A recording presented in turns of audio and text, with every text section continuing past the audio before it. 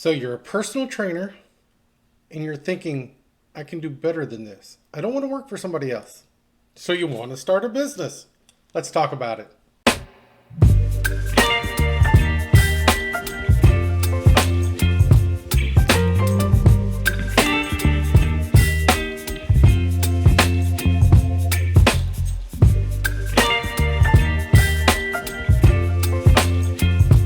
Hello, this is Jamie from So You Want to Start a Business. Today I am so happy that I get to introduce the world, not that a lot of you don't already know him, to KO, Kerry Overfelt.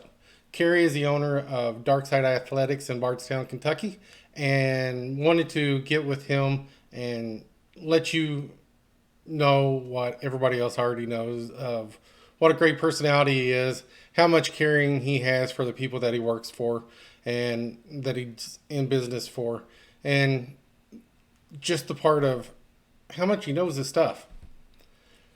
In the discussion, we talk about how you kind of have to go with the flow. Sometimes you got to roll with the punches. Sometimes you don't know what life is going to present to you. And that definitely happened during the recording. My camera decided it was going to stop working, so luckily you don't even have to look at me through most of it. You only have to listen to see the star of the show, Kerry. And then at the end of it, we also had issues with his and got cut short. We didn't go on in and record the rest of it since we were getting close to our time anyways. And there was so much more that I really wanted to ask him that I think that you all would want to know. But we're going to hopefully get more of you involved. Hopefully you see the type of information that you can get from these interviews that we're going to be doing. Get more subscribers on here. Let you start to ask questions. And hopefully by popular demand, we'll get him back on here. I've already talked to him and we've already talked about that. So with that, enjoy the interview and then I'll have a little wrap up at the end. Today's guest is KO, Kerry Overfelt. Kerry is the owner of Darkside Athletics in Bardstown, Kentucky. I first joined Kerry in Campbellsville College and became great friends with him. I came into Campbellsville in 1993 and then got to play along with Kerry for 2 years.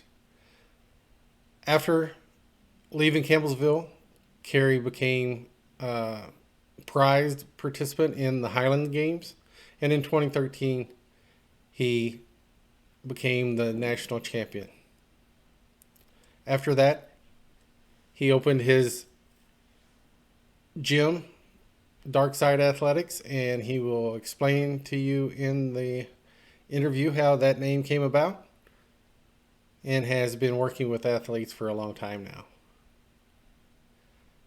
After his Highland Games and working with his gym, he decided to get back into the competitive flow and become a competitive bodybuilder. His body transformation just shows the discipline that he has and the drive that he has to become successful and to follow the same steps that he teaches his athletes. To show that he has that dedication to what he's doing, just teaches his athletes so much about listening to him, knowing that he knows what he's doing and that he's willing to walk the walk. So with that, welcome, Kerry Overfelt. And we're here with my good friend, Kerry Overfelt, KO. Thanks for coming on the show with us. I'm honored to be here, man. I appreciate it.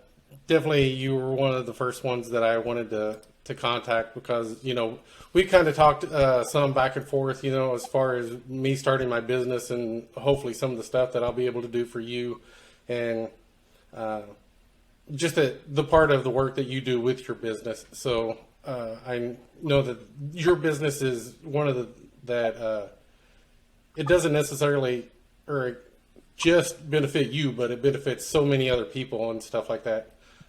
With what you do. So I wanted to reach out to you and have you be the first one. And then since we all know your personality and so many people love you, then maybe we'll have you back later on too, as the Not for sure as the one of those, but okay. as the subscribers come along, get you more up there. So, just real quick, give us a rundown of about yourself up to the time that you went to reach Campbellsville, at least at that point. Where you're from, stuff like that, and your background getting to there. From a very little small area, rural area originally. Caverna High School is a little 1A school down in Horse Cave, Cave City area. So had a very staggered course getting to Campbellsville, actually. So right out of high school, I went to Eastern Kentucky for a semester and didn't think college was for me. I grew up a farm kid, and I just thought I was a grunt. So, I just, do manual labor and, those kind of things is what I probably need to stick to. Campbellsville recruited me years ago, and I ended up meeting my half sister when I was 20. I think I was 21, and then got to thinking about going back to school and maybe playing football again because I love the sport, and that's just kind of how I ended up at Campbellsville. Was again, it's a kind of a long story, but very shifty, path there. So, for people that don't have a clear-cut path to stuff, my suggestion would be hold on to your dream, because it's not always like it's laid out. Most people get out of high school, go to college, get a job, have a family, boom. That's their life. Mine was totally different, and I'm sure there's a lot of other people out there that was totally different too. So, that was getting to Campbellsville, and I was lucky enough that once I was there, it's home. I'm in contact with, a lot of former players all the time. Best friends ever made was at Campbellsville in college. And, it's helped me, quite a bit. I train several of, our old teammates' kids now. I do a lot of athletic training, so I train a lot of them now. But that's kind of how I got, to Campbellsville. Grew up very, very poor. Came from nothing. Single parent. Mom worked 2 jobs, and never really had much. Didn't really know I was poor, till I was probably 10 or 11 years old, and then when kids start making fun of you for your shoes and whatever else. But so I don't want to say I grew up rough, because I don't believe that. I grew up privileged, really. Having the privilege of being poor, I'm a cockroach, brother.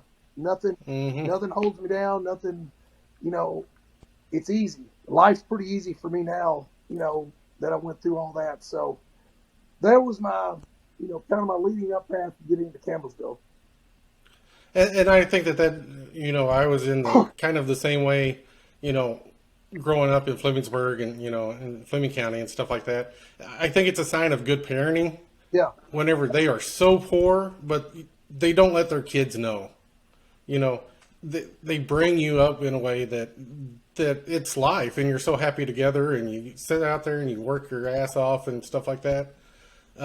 They teach you those types of lessons and everything else, and that's the way you learn life is. Yeah. You get that work ethic and stuff like that coming up, and it's funny because, like you were saying, that your path to Campbellsville is kind of like, we always called you the old man anyways, as you started later. But, I didn't plan on going to Campbellsville.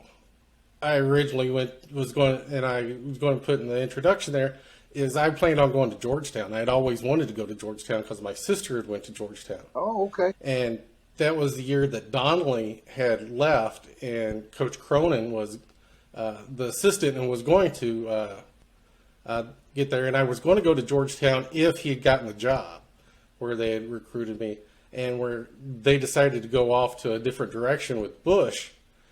I didn't want to be with them, so I followed my best friends at that point. Yeah. With Dwayne Ellison, oh, yeah. Junior Marshall, Brent Porter, And then Travis Earlywine was my best friend. One of my best friends played baseball there. Yeah. You know, it was like we went there on a recruiting trip and had the time of our life. You know, with the trip down there and everything else. So it was like, and I played there 2 years and things didn't work out for whatever reason, and I decided to go to Georgetown later on. Even though I didn't play football for the first, I went 2 years without playing football. And then Coach Cronin got the job in '97. Yep. So I went to him and I'm like, I'd lost 70 pounds then Wow. between that time because I wasn't playing football and I decided to just walk around and actually exercise. Yeah. And I lost a lot of my football weight. I played at Campbellsville at like 310, something like that. And then I ended up playing at Georgetown at 230. It's a big difference. So you can imagine not having that base, you know, to play. But I was so excited to play for Georgetown at that point, and then we ended up playing Campbellsville. So happy to see you guys. And then, you know, if you look up the record books, Campbellsville hasn't had the best record against Georgetown. No. But of course, you all kick our butts that year. I looked it up last night, and that year was actually the biggest winning span as far as score. You all had beat us worse than any time that Campbellsville had ever beat Georgetown. It was only 14. I think it was 38 to because 21 or something like that. my claim to fame is that the both years I started, I never lost to Georgetown. So I don't have a loss against Georgetown as a starter. Mm-hmm. And that year, though, you know, that was a big year because at that time Georgetown had really, really come up. And the only reason that, you know, you guys had the losses was because y'all had played a lot bigger schools at the time. So, you know, we were, you know, it was going to be a dogfight, and we knew it. And we just had a couple things go our way, luckily. And, you know, we came out with the conference championship and got to go to the playoffs for the first time and all that. So that was, you know, it was a big deal for us. But you're right. Mm-hmm. And now it's not even funny. Like, it's you know, yeah. I've posted about it several times. I'm not happy, you know, about the direction the schools went. So thank goodness that, you know, they're getting a new staff in there now. But yeah, you went there and really actually good. Now, were you there the year after when they won the national?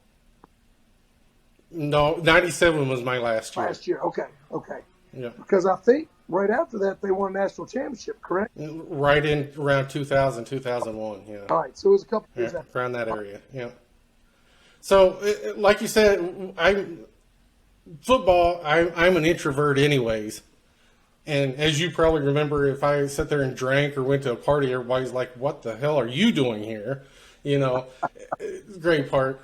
But my best friends, if you look on my Facebook, 3/4 of those are the ones I either play football with in high school, at Campbellsville, or at Georgetown. Even the ones that, you know, I didn't really talk to a lot at that point.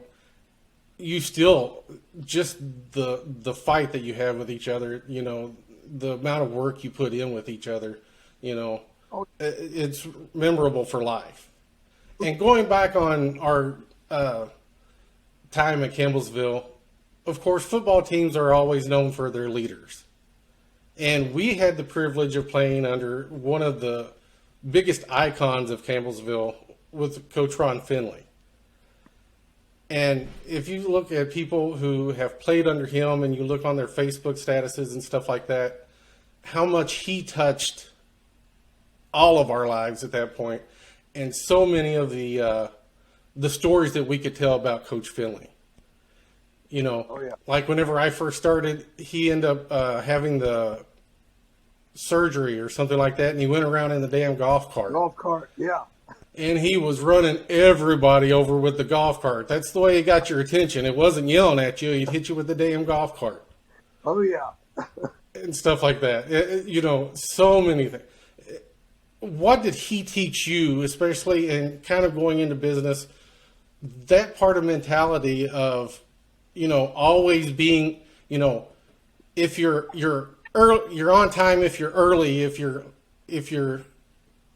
you know, you had Finley time. You know, Yeah. if you're on time, you're late. Yep. The part of whenever we were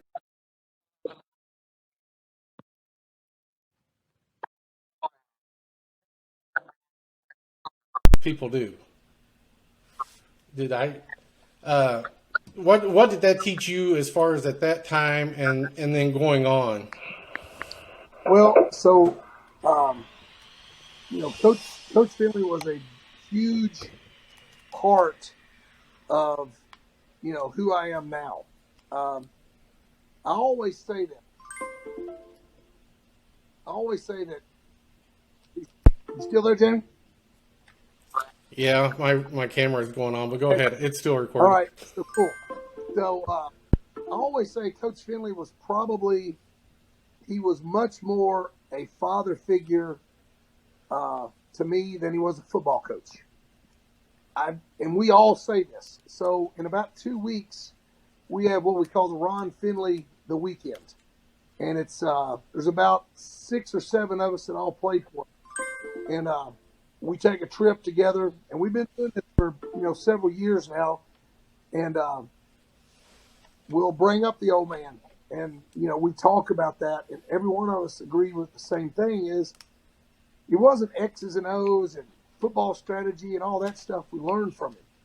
It was how to be a man, how to be accountable. One I still use to this day is when things are going wrong, you go in that bathroom, you look in that mirror, that's usually where your problem is. And Absolutely. that was one of the biggest takeaways that I got from him was, and it's funny now in today's society because it's always somebody else's fault. Well, if you were under Coach Finley, there was only one person you blamed when stuff started going wrong, and that was yourself. And Correct. that right there transitioned for me into a lot of different things in my life. And in business, we get to talking about that, you'll see it come out. Biggest thing with Coach Finley to me is he taught you the finer points of being a man and manners and other things like that. And I came from a very structured, old school, rural, family where if you didn't use manners, you got slapped upside that head. Oh, And absolutely. you only didn't use manners once because regardless of what people think, pain is still a hell of a motivator. So Oh, yeah. you learn pretty quick to use your manners. But Coach Finley had a way of saying and doing stuff that I don't think we all really understood until we started having families and becoming adults, and I mean real adults. Because even though I was the old man there, we're still, it's still 20-year-olds hanging out, partying, seeing what we can get away with. And really, later in life, I started certain things that would come back to me that he would say, and I'd be like, son of a biscuit. He was, Yep. he's dead on with this stuff. Absolutely. We got And that was some of the, like, you go on there, it's like we were from the country and we were taught a lot of these things anyways. Sure.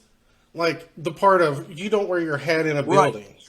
Yes, sir, no, sir. We were always, it was a requirement at Campbellsville was the yes, sir, no, sir. And even to this day, I've always been brought up on that, and people think that was in the military. They always automatically say, same thing. Were you in the military for that? I'm like, no, yes. I'm from Kentucky where yeah. That's the way we were taught anyways. Yeah. It doesn't matter how old you yes.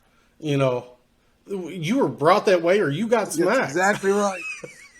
You got reminded real soon of the respect for your elders or anybody at that point. Amen, brother. There was no ever doubting that part. You better have respect or you'll get taught it real quick. Absolutely. So after college and everything, did you have a master plan of what you wanted to do after college, or to make money and stuff like that?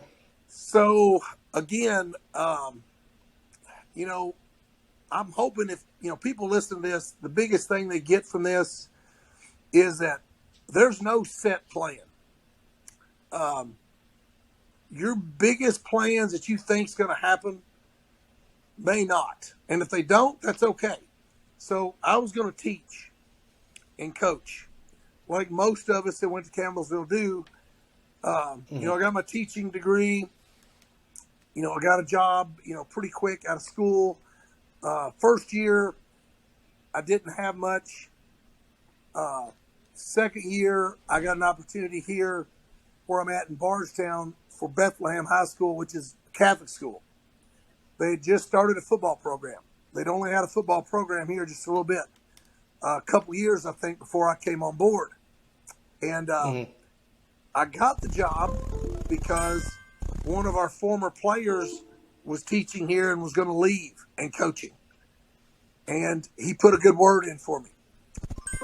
And I feel like that's probably a lot of our coaching and teaching jobs went that way.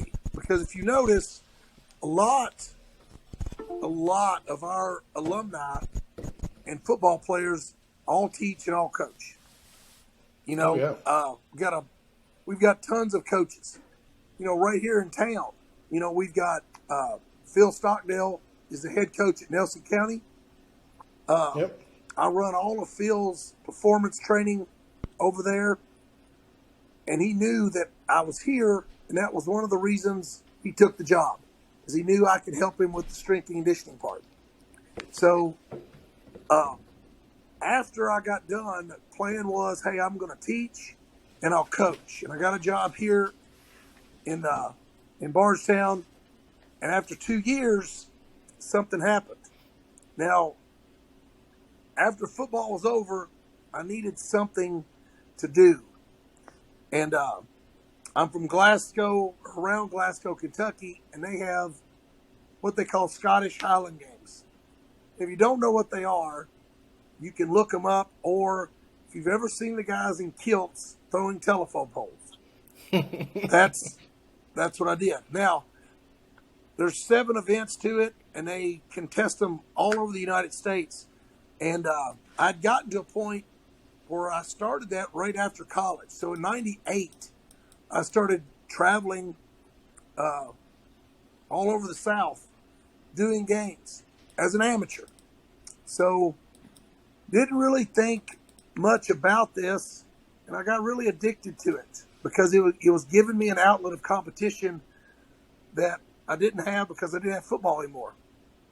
Yeah. Totally, I'd never done anything like this. So throwing, if you had a track and field background, you're in good shape.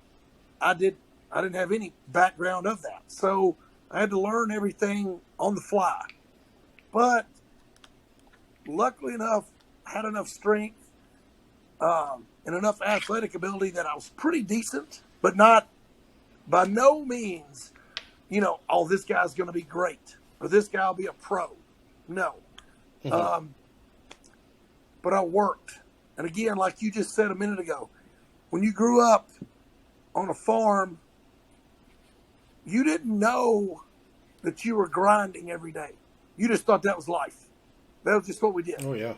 You wake up early, you hit the fields early, you get home late.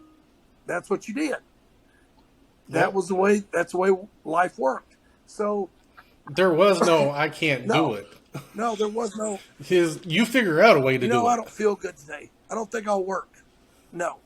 So for me, again, that came back into play. I outworked everybody else.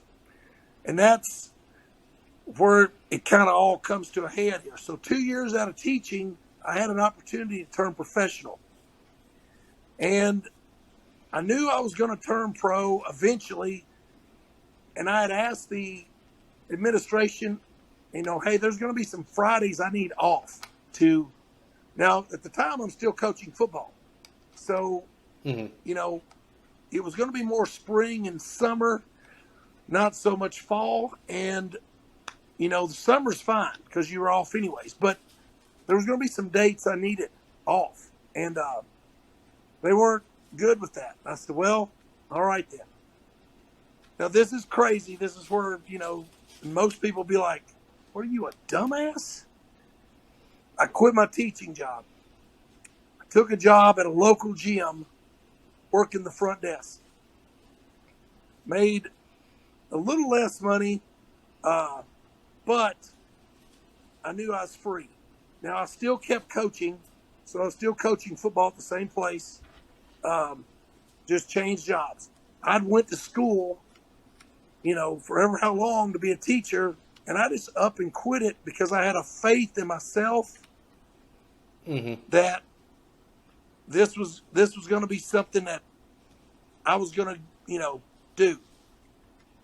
And trust me on this, Jamie, when I tell you this, there's no part of me that thought, hey, one of these days you're going to be a professional, you're going to win a world championship, you're going to win a national championship, and you're going to be considered a legend.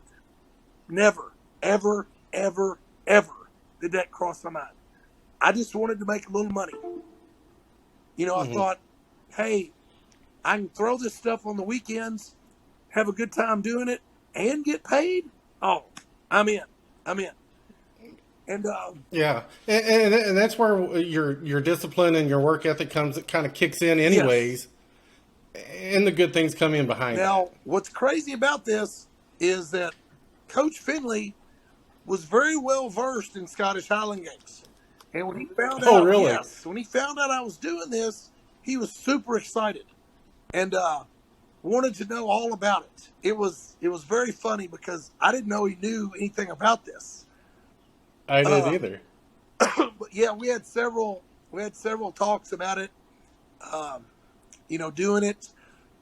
What the sport took, all that stuff. But so that's basically right after college. I taught for a couple of years. Then I took the job at this gym, and then at the gym, that's about a year or two later, I said, let me start doing some, personal training. I felt like I'd been around long enough to kind of start helping other people out. And then that turned into me quitting the gym and starting my own personal training business, which had never been done here. Nobody in Bardstown did that. Again, I just kind of took a risk, a leap of faith. And I guess I would say that I invested in myself. So, and people always say, man, I can't believe you did that. I said, do you know how easy that is? And they're like, how is that easy? It's pretty simple. Either I make this work or I starve. So you find ways really quick to make stuff work that you want to. And I knew I was going to be good at it because I had a passion for it, and I still do. So that's kind of where we got to, right after college, taught just for a couple of years, and then kind of settled into, my Highland Games sport and personal training. So I would do my personal training from early morning till about 2:00. I'd go over, I'd practice Highland Games stuff for about an hour. Then we'd go to football practice. I'd get done there, go home, watch film, in bed by 9, 10 o'clock, up, got to do it all over again. So that was basically my life for several years. And I going on some of the videos that I've done at first, I went to college and did IT. Yeah. And I came out and did that, and then met somebody online and decided to move to Wisconsin because she was just out of high school, and I didn't want to, her to be homesick. So I moved up here. I just quit my job. And moved up here with no job at all, and just started cold calling pretty much at that point, and then I got to get a job, but then I get a family, and my path at this point is one of those, one, starting a job scares the out of me, but it's one of the things that I've always wanted to do, especially, you get the idea of you want to be your own boss and be the in charge of your own destiny, I guess you could say. So I had so many years where I wanted to do stuff. I did MLM, like Amway and stuff like that, to try to do something on the side to make some extra money. Side hustle. But you're always kind of like what you said.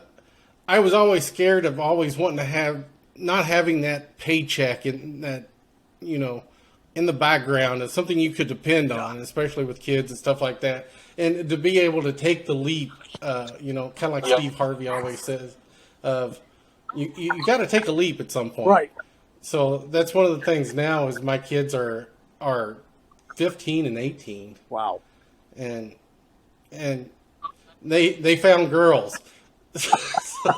So they're not at the house very often anymore. They don't need daddy anymore to where, it's my time to kind of went from concentrating on the family and making sure that they're okay to, and not really thinking about Jamie, but now it's time to think about the things that I wanted to do, things that I didn't do because of a relationship and stuff like that, to where now I can kind of like myself a little bit, because we were always brought up, and the way my dad was always was, you don't worry about yourself.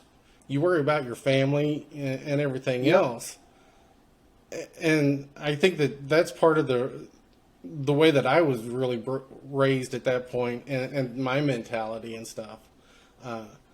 So with that, thinking of relationships, I started to do stuff before whenever I was in relationships, and it seems like that, at least for me, it was hard because you take away that personal time of a relationship, and it seems like, okay, who's more important? The job, the business, because it's going to take that extra time. You don't have a 9 to 5 no more.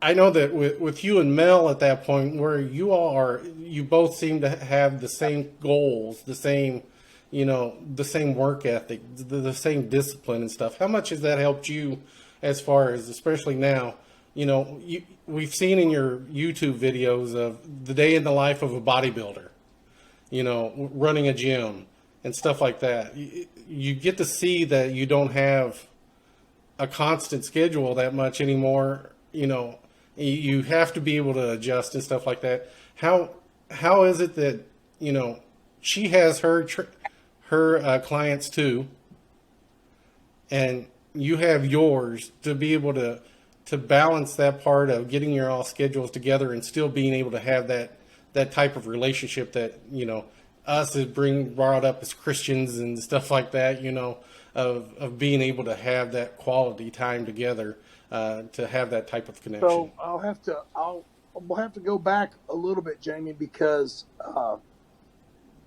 got divorced. I had 4 stepkids. I was married to a woman. So when I first started my personal training business, I went to her and I said, hey, I'm thinking about doing this. Now, at the time, my ex-wife was she worked at a hair salon, so she was a beautician. So her and I, about around the same time, I started my personal training business, and then just a few years later, she started a salon that I helped her get that up and running. So we both were self-employed. And again, it's kind of one of those things where, you're investing in yourself and you're hoping, this works out. Now, if we fast forward, I was divorced in 2012. Still had my business, but at that time I started a CrossFit gym. Had a guy that was, telling me I needed to do this, and I'm going to go ahead and I'll just say this right now. I think CrossFit's fine for certain people, but for the majority, I think it's the most idiotic bullshit I've ever seen in my life. And I say that because it's just randomized crap all the time. And I'm not, I know people listen to this. Well, I do CrossFit. Well, good for you. If that's what you like doing, you go right ahead. It's okay. Mm-hmm. But if I'm specifically doing something, if you call me and you said, Kale, I need a program for me, here's my issues, here's my problems, you're going to get a program that's specifically for you for what your goals are. That's not CrossFit. Because you've got 20 people in there, they're all doing the same thing. So you're going to tell me all 20 people want the exact same thing? No. It's very well marketed. And the guy that talked me into doing this, I could have probably done this just my own gym, but that CrossFit name kind of did bring people over. The more I investigated it, it was basically because they knew they could get me as a coach and a trainer cheaper than they could if they personal trained with me. And I was okay with that. So I started the gym right after I got divorced. Again, it was nobody really talks about this, but people that go through a divorce, I have tons of feelings for them because you're lost for a couple years. Like you're trying to redefine yourself. You're trying to find yourself again. You don't really know who you are. In my case, I was used to having, 4 stepkids around. And you couldn't have told me they were any different. As a matter of fact, my stepson now, me and him still have a great relationship. I've got grandbabies. I go see them. I do everything I can for him. And we still have a great relationship. But at that time, I started, again, another huge leap. I had a opportunity with 1,800 square feet. That's all it is. And I put a gym in. I put a gym back in this little area. It was nothing but cinder block. And put my mats down, did all this stuff. Started having people come in. So I kept doing personal training, but I was also doing, this little CrossFit gig. After a year, I dropped the CrossFit name because it's a waste. You're established. You're paying them $4,000 a year to use their name. You don't need it in a town like this. So I dropped that, and it just became Darkside Athletics. A lot of people ask me, why the name Darkside? Because I do things different. I'm not by the book. I don't believe in it. I think we've got probably 50% of our strength and conditioning coaches in America that don't have a damn clue what they're doing if the book doesn't tell them what to do. So exactly. I see a lot of wrongs. So my Darkside Athletics came from my training's a little bit more on the dark side. It's stuff that people don't usually see. It's different stuff. So the name was kind of perfect, especially considering I was kind of in a dark place at that time. Going through that divorce, didn't really know what to expect. I didn't really know what to do, if you want the truth. And I don't mind that because I'm usually a guy that, seems like he has it together. But when you go through that, I don't care who tells you they're lying to you if they tell you it doesn't take some doing. Right after. Oh, yeah. Mel got divorced. So she starts coming over and I'm training her, and she's a physical therapist. She's 25 years PT. Well, that intrigues me, because she knows more, about anatomy than I'll ever know. She knows, more about the body and how things work. And so her and I are a really good team together. Now getting back to how Mel does stuff. So Mel was working at the clinic. And I said, look, you'll come over and you'll start doing personal training. Within a year, you'll quit the clinic. And she's used to drawing a check, what you said a minute ago. What's the scary part? Hey, I don't have a check. I'm not getting that steady check every week. How do I make my money? So, number one, when she got divorced, she became a single mother that's in shape and knew just about everybody in town because she'd been their physical therapist at one time. Mm-hmm. And women, looked at her as like she's this strong female. And I'm like, I can't even do anything with that. I mean, you're such a sale for just being you. Yep. I got to get out here, lie, steal, and cheat to get clients. Here, you just got to show up. So she starts, and about a year in, she starts dropping her hours at the clinic. And then this year, I think she might be working 10 hours a week, something like that, at the clinic. And the rest of her time is at the gym where she just has personal clients and athletes. It's a crazy schedule. I mean, we're in bed every night by 7:30, 8 o'clock. And then we're up, at 4 o'clock. And then we're at the gym at 5 o'clock. So between 5 o'clock and 8 a.m., her and I have done more work than most people will for most of the day. I mean, oh yeah. This morning I trained, I had 15 athletes at 6 o'clock, and then I had clients all the way from 7 o'clock every 30 minutes all the way to about 12 o'clock today. So it stays pretty busy. And Belle did the same. So our schedule's crazy when it kind of comes to that, because you don't really know. You might just get a phone call and somebody cancels. They're sick. They don't feel good. Well, there goes X amount of money. You don't get paid for that.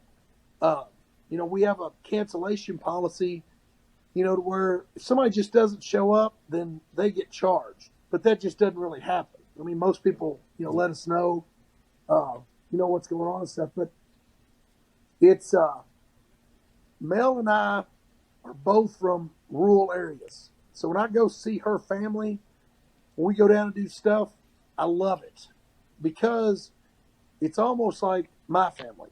I mean, they're just such a great group of people, old country folk, and it's fantastic.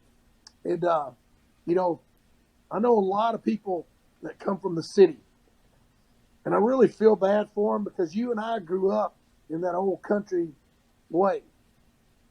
Oh, and yeah. To me, there's not a better way. Like, I really would.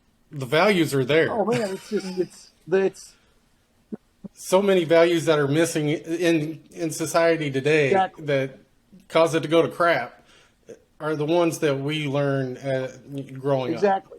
And I said earlier, I never really knew I was poor because you had people that loved you.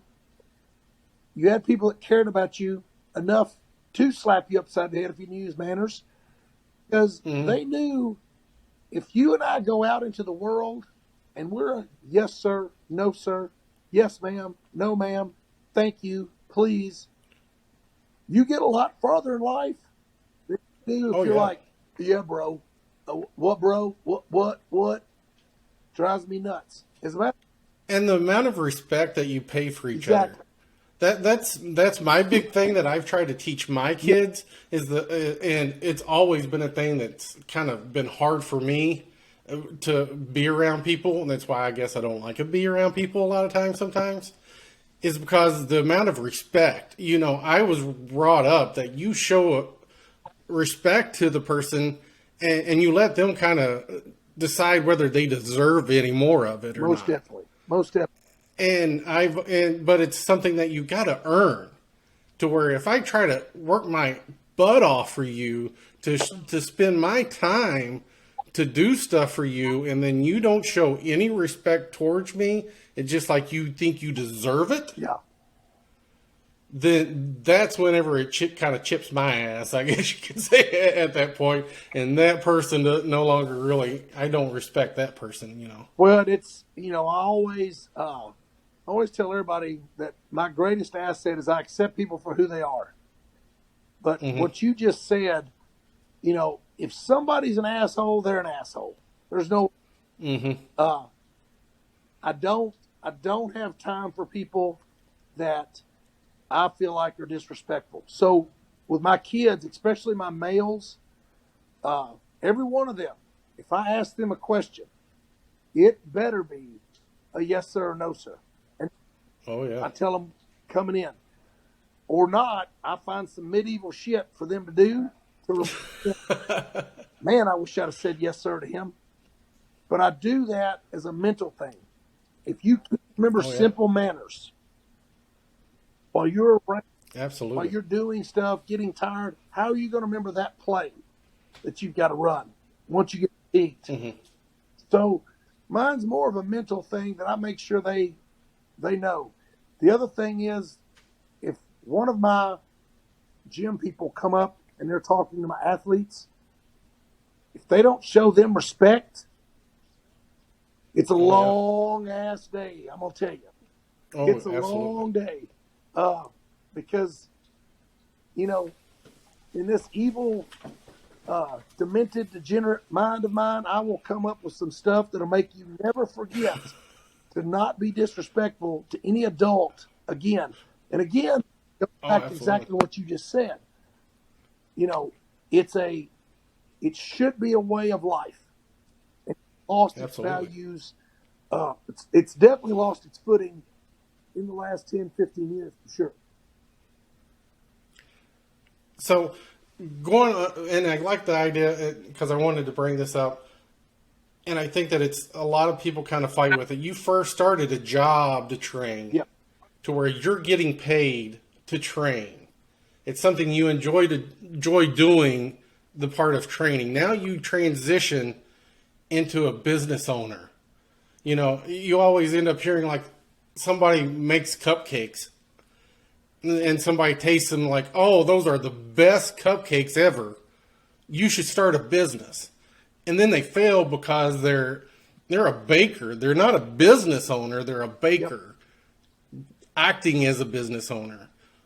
How did that kind of transition for you, or kind of the shocks that you ended up going through whenever you start having to pay rent on a place, of doing your own business taxes, stuff like that, to kind of transitioning from a trainer to a business owner that trains? Well, so the first thing I will advise everybody listening is, if you're thinking about opening a business or doing it, don't. Don't think about it. Just don't do it at all. Uh, and I say that in a joking manner, but there's days, Jamie, that I'm like, F this. I'm going to take about half this equipment. I'm going to stuff it in a 500 square foot place and just run a personal training studio and be done. Or I'm just going to box in our carport, insulate it, and train people there. Because there's so many intangibles that don't get accounted for. And there's not a manual for this. So in my way Mm-hmm. different. So if I'm selling a product, you want to make a product that people want to buy. In personal training, you're the product. So the very Absolutely. first thing I tell people in this business, is, if you don't have a personality, you better do something else. Uh, if you still want to be in training, go get your CSCS and be a strength and conditioning coach at a college, because you don't need a personality for that. Mm-hmm. In personal training, that's the first thing you got to have. So without clients, I don't have a place. And my gym is a private gym. So when I say that, it's not Anytime Fitness, Planet Fitness, Joe's Fitness. You just don't come in and sign up for membership. I don't allow that. Mm-hmm. You come in, you talk to me, we set up a meeting. If I feel like you're not a complete douche canoe, then I'll let you come to the gym, because my gym is based on trust. So there's a Oh yeah. big part that's different in my business than most. Um, excuse me.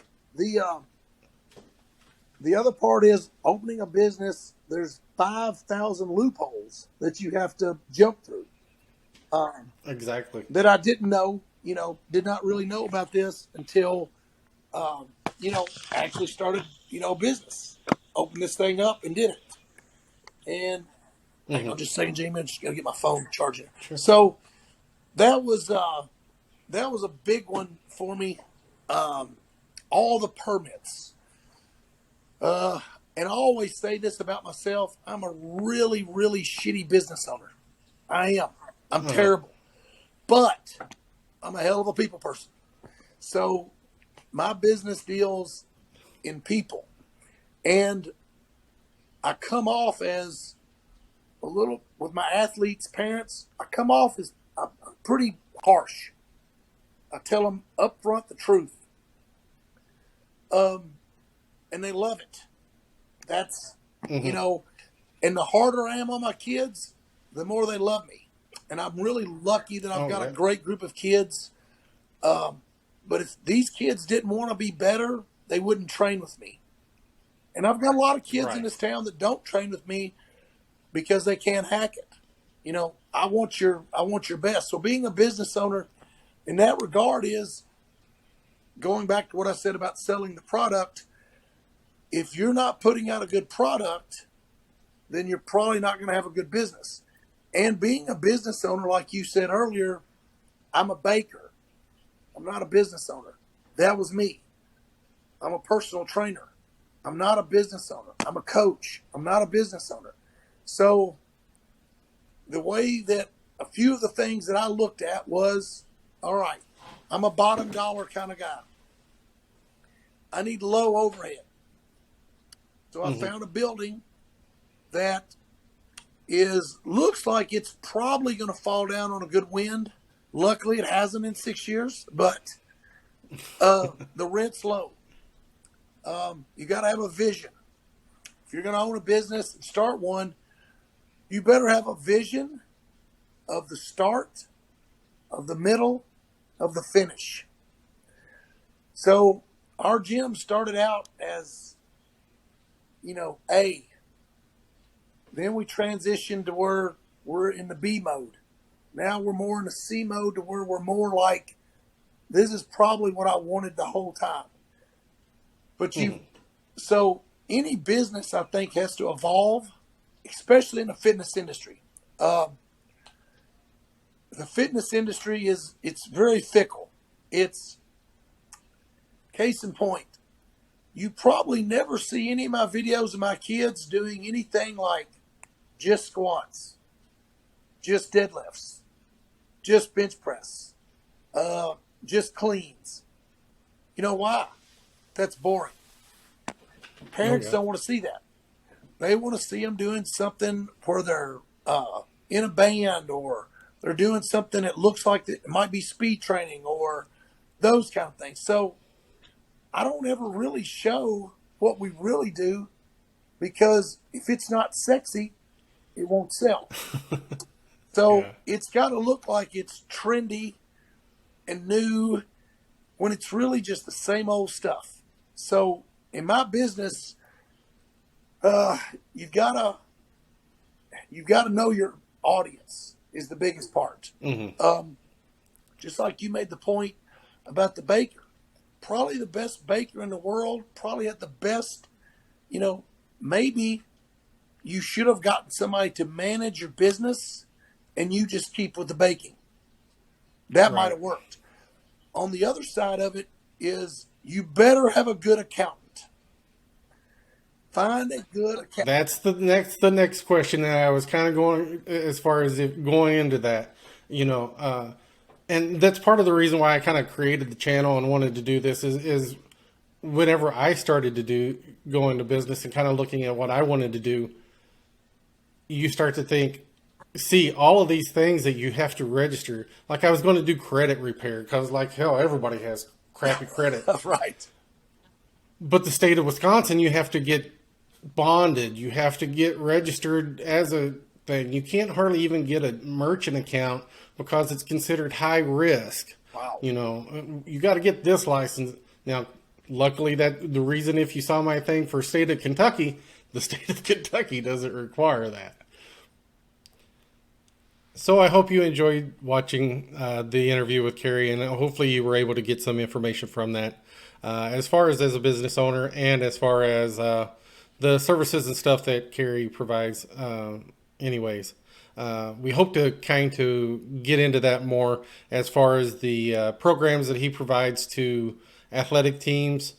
He does have a system that he teaches to the trainers and stuff of that athletic team, like he did with Nelson County and Coach Philip Stockdale, and also with his online providings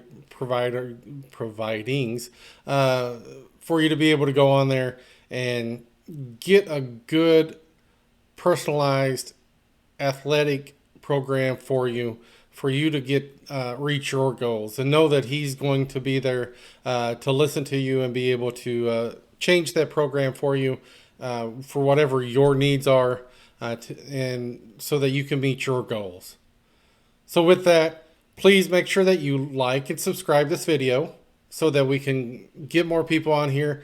Hopefully you do like these types of videos, and it does provide a good amount of content for you as a business owner, or if you are thinking about starting a business. And also, down in the links will be the links for KO's YouTube videos. He provides a lot of content in that as far as lifting exercises. He has a page for Highland Games training and everything that you could think of. So go ahead and add in the comments what you would like to, if you do have a different type of business, if you have a certain YouTube person that you would like for me to try to reach out and contact, that you would like to see me interview on here to get some information, or if you have questions for KO, have that on here. Again, hopefully if the channel grows enough and the popularity is there enough to where it's worth KO's time, we'll bring him back and hopefully get a live stream where you could ask him questions then. So definitely, if that is something that you would like to see, please make sure that you subscribe, like, comment, hit the little bell, and share the content out with everybody else, and let them be able to join in seeing the information that KO has, and be something that would be beneficial to everybody. So with that, I hope you have a great Saturday, and hope to see you soon. Thanks, and have a great day.